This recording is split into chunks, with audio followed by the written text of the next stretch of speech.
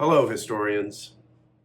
Last week we had a holiday, Veterans Day, and if I recall, that was a pretty rainy day. So it was a pretty easy week last week with two videos that illustrated causes and events that were leading to the American Revolution. Just a little recap. After the French and Indian War,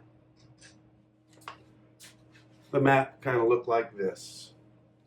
This is what England had before the French and Indian War, after the French and Indian War, and Florida was gained from Spain after the French and Indian War. All looked well for Great Britain. But then, trying to control such a large area, being deeply in debt, brought England, Great Britain, many problems. First of all, Indian problems. Americans who fought in the French and Indian War thought they were fighting for this land right here. After the French and Indian War, they wanted to go across the Appalachian Mountains, and they did. And the Indians started uprising and killing the settlers moving into their land. Britain couldn't protect these people. They didn't have the resource to do it. So they issued the Proclamation of 1763. It says right here, no settlements to be made west of the Appalachian Mountains. Extremely angered the colonists, all the colonists, even those who weren't moving west of the Appalachian Mountains, because that's what they were fighting for. The British were also deeply in debt and rightfully wanted the colonists to pay their share of the debt, so they started instituting taxes. And the colonists were not in any mood to pay for those taxes, especially since the Proclamation of 1763. They started boycotting British taxes. Very effective. Just stop using British products until the taxes were repealed. One British tax after another were repealed. The colonists were happy about that.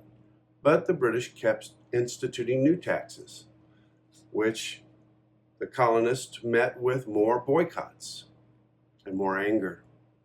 Tensions grew and grew. So the way I look at it, in the early days, the colonists were very dependent on Great Britain and very happy to receive their assistance and very grateful and didn't mind the mercantile laws that were passed to protect British interest in the colonies, which required the colonies to just trade exclusively with Great Britain. And if they happened to trade with any other country, there would be a very big tax placed on the products that were bought and sold to other countries.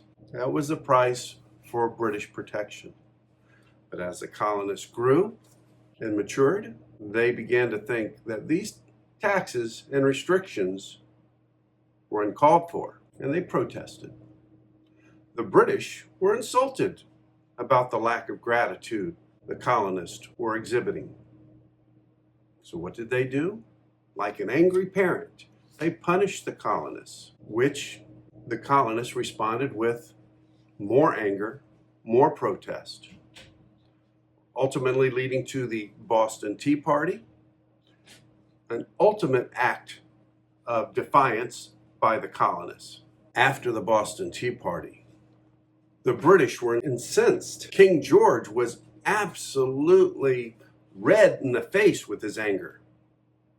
And he urged Parliament to pass a series of laws against Boston and the people of Massachusetts, punishing them for the Boston Tea Party and the loss of hundreds of thousands of dollars worth of British tea. He closed the port of Boston, disbanded their legislatures, imposed martial law, allowed British soldiers to be housed, this was a quartering act, in actual private citizens' homes, and brought in more troops into Boston to restore law and order, which immediately is going to be met with resistance. The battle at Lexington and Concord, and later Bunker Hill, where hundreds of soldiers and colonists are going to die, all before the Declaration of Independence is issued.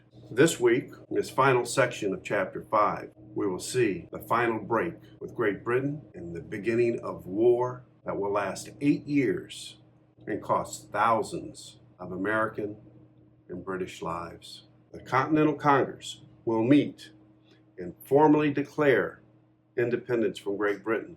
This week, after the workbook on Section 4, the actual reading of the Declaration of Independence by celebrities. The next is a crossword review activity. Next week, we'll have our Chapter 5 tests. A lot to look forward to. Thank you.